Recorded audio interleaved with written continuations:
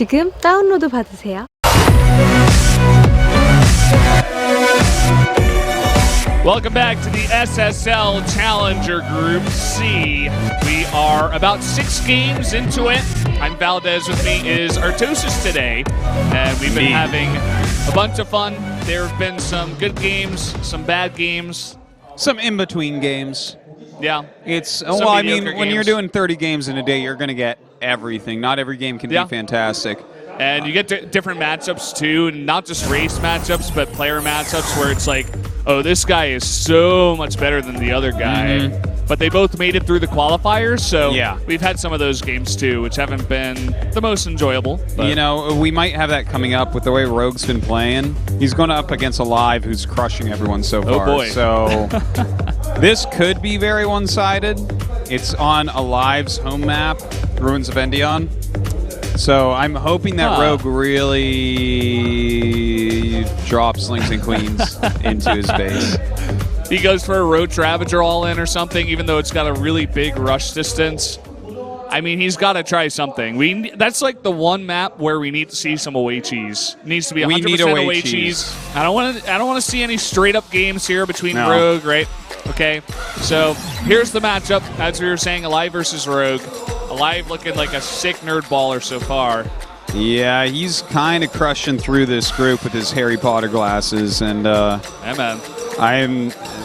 really looks like he's almost out of it already with the way he's performing. Like, if he gets 3 more wins, that's basically it. 3 out of 7 games, I think he can do it. You're right. I mean, all you need to get out of the group usually is 6 wins. We haven't had any crazy tiebreakers where there's like 4 players getting 6 wins and the other players somehow go like 0-10. I don't even know if that's possible, but usually the magic number is 6 wins or 6 losses to get it out of the group or into the next round. Which makes sense, right? Because it's like right above 50% and someone crushes the group. Yeah. And the group crusher so far looks like it's going to be aLive, but... And he may be able to do it once again here on Ruins of Endion, game number 7. They got me in the sights.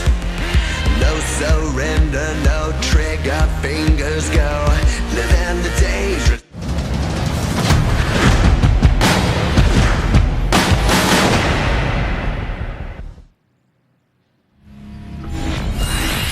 Well, here we are on Ruins of Endion for the 2nd time tonight. And down in the bottom left, the Terran player in the red, it is aLive. Now 3-0. with 2 away wins. And he is going up against the Zerg player in the bottom right. It's Rogue. Hasn't had much luck today, Artus. No, he has not. I don't know. Comebacks are possible. So... Yeah. I mean, SOS was looking like... Yeah, he was in there are a lot of Rogue is now. Yeah, a lot of bad adjectives I can use for SOS's play in the first half. And then he came back in the second half. So it's definitely possible you get a bit of a break in between the 2 halves, and you just come back with a new mindset. Maybe a bit of a desperate one where you say to yourself, I need to win 4 or 5 games even to come back and have a chance, or else I am just not playing in this league for the rest of the year. That is so tough too, because of course GSL qualifiers, we're in Code A right now. Some of these guys already knocked out. Here's hoping, man. I want to see everyone playing as much as they possibly can, but with the plays we've seen so far from Rogue tonight, can't say that it's like super deserved to be in there, but it's early. It was 2 games. Can't be too critical about it. Yeah, I think the main reason we're being so critical is just because it's been very one-sided in both the games that he lost in. So we'll see if he can turn it around here. We have a bunch of fans coming down to the studio today. Even Rapid came down once again. Yeah, it's a lot of people showing up for it being so early in the day. I'd imagine at nighttime we'll have a few more people in here. Yeah, I mean, people are working. It's a Thursday, and right now it's 3 p.m. Yeah. So people are at the office. They're at school. Right now is actually test week for a lot of the schools. So a lot of my friends that I've had at the school, they're all taking tests this week. So I imagine that a lot of the fans, too, that are in college and high school are all taking tests this week, too. So we have that Reaper coming out at the moment. This is a very quick lair from Rogue. You think this will be Nidus or Mutas? Seeing the way he's been playing so far and how we were talking about away cheese, maybe Nidus. I'd like to see it. You know, it's been a very long time since we've seen it. In the beginning of Legacy of the Void, we used to see it all the time. Yeah. Because people were just obsessed with it. They're like, well, you can't kill it until it opens. Terrans just didn't know how to deal with it. And look at this, an early third base on the low ground. If he did go for Nidus, maybe this is the game to do it. We were talking about away cheese. And aLive is taking a big risk here because he can knock down these rocks and he thinks he'll be safe, but it's going to be a Spire instead.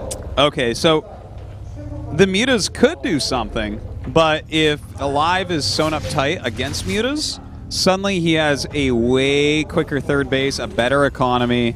Thing is, a lot of times when you go for this quick third command center, you're going to, especially against two-base Mutas, you're always going to be ahead on upgrades. So that can be a little bit rough. You have to get some amount of damage done with the Mutalisks, and I guess that's really what we're waiting to see here from Rogue. I mean, the Mutas are going to be coming about as fast as they possibly can in this game. That Spire is going to be done around 4:15, 4:20, I'd say, and that's a pretty nice number to end on right there. We'll see if it actually comes down to that. I'll be watching, as I'm sure the rest of the Twitch chat is going to be watching too. It's a very important moment in this game. Is it 4 minutes and 20 seconds and 69 hundredths of a second? Oh, yeah, that's the perfect one. Is that it, Valdez? Oh, yes. Let's mature here. Yeah. It's a long day, and we are going to have a lot of fun, no doubt. Is it going to end on 4:20? Oh, it did. It actually did. Wow. Oh, man. Listen, Rain Man. I thought the Raincaster was casting with the Koreans. No, man. But he's up here with me. He's actually the imposter Raincaster. Yeah. Those of you who don't know, the ex-pro gamer Rain, the champion, one of the greatest defensive Protosses of all time. Oh, yes. Is a caster here at Spo now for SSL. I can't even imagine how sick that cast is with him and Kanata. Oh, God. Just like their big, sexy brains going at it. Just debating everything together, all the possibilities of this beautiful game. I just want to be their friends, man.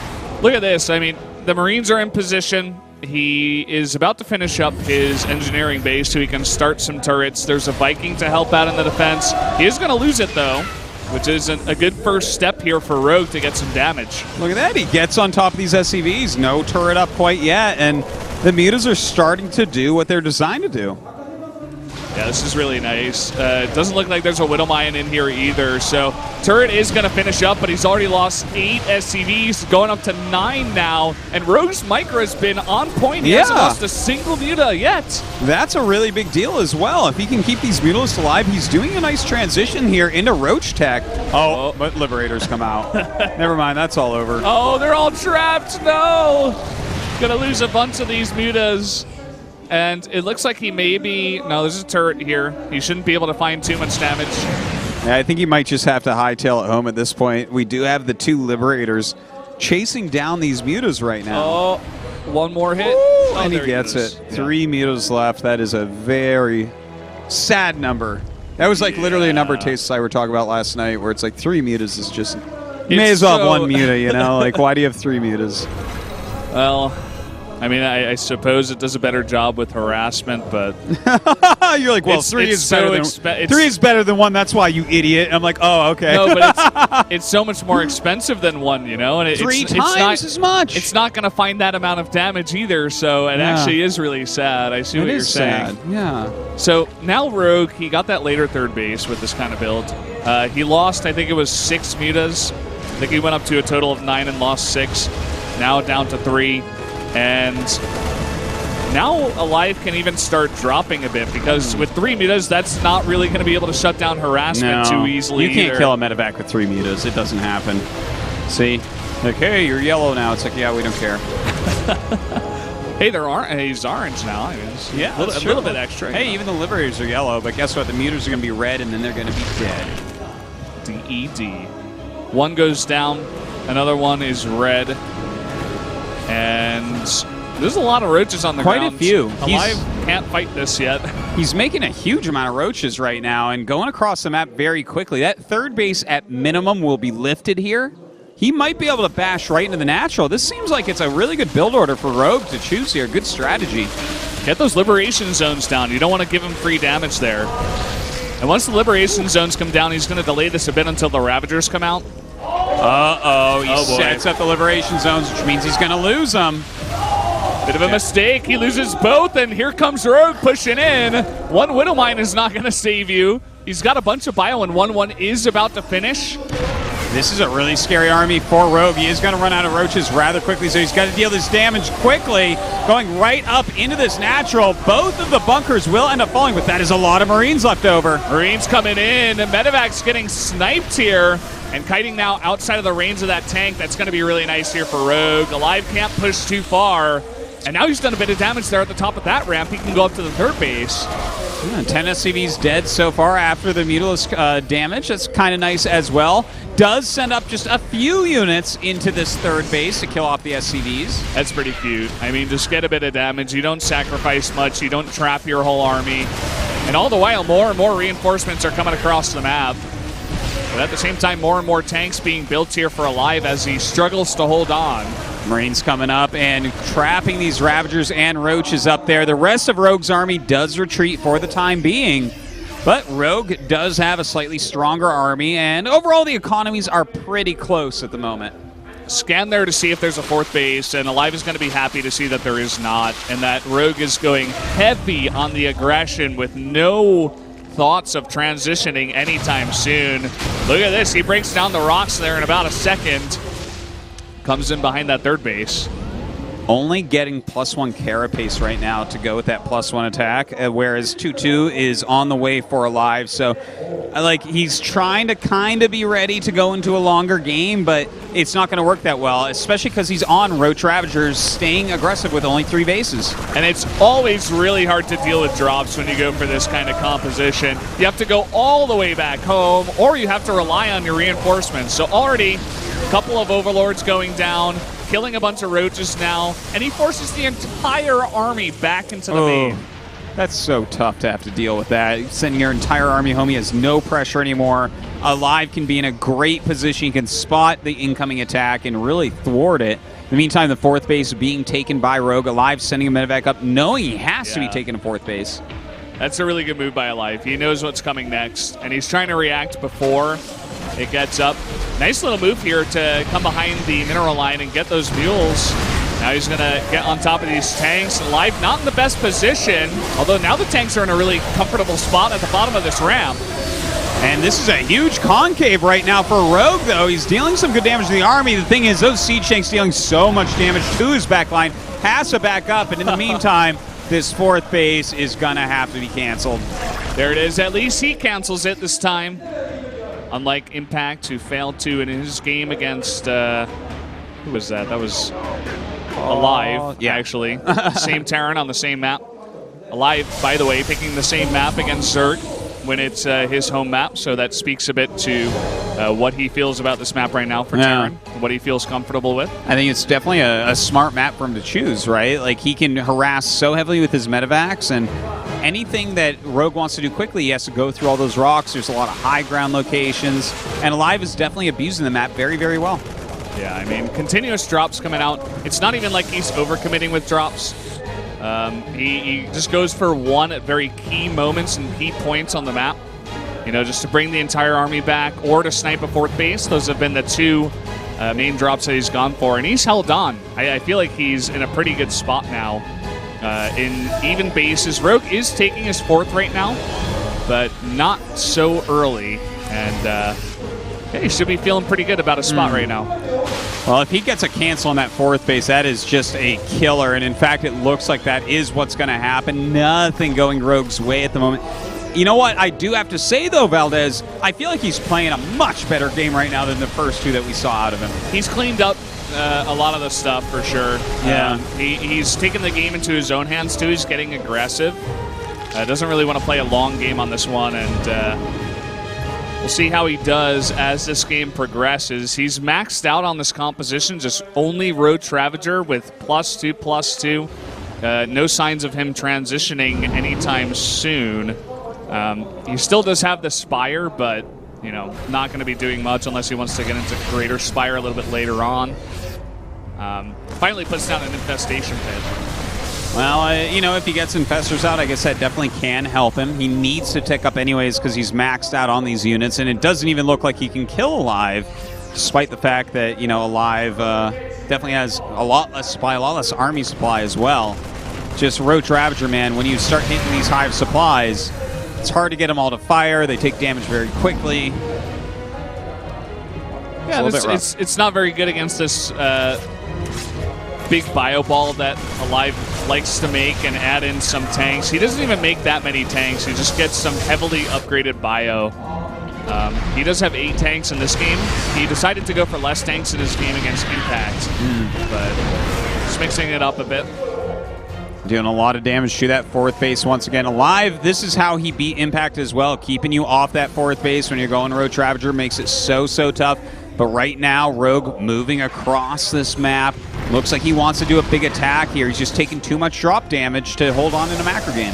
He tries to push in, but he can't even fight against the bio at this point. I mean, aLive is at 2-2. He's about to have 3-3. All the tanks were over there at the 4th base harassing, and he still couldn't take the fight. There were some tanks behind this bio ball for sure, and that definitely did lead Rogue to be disencouraged for going for this attack.